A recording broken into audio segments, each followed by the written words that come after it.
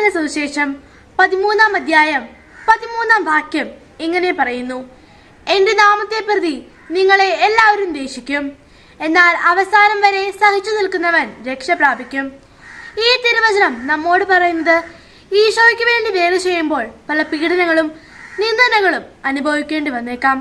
കർത്താവിന്റെ പാത കല്ലും മുള്ളും നിറഞ്ഞതാണ്.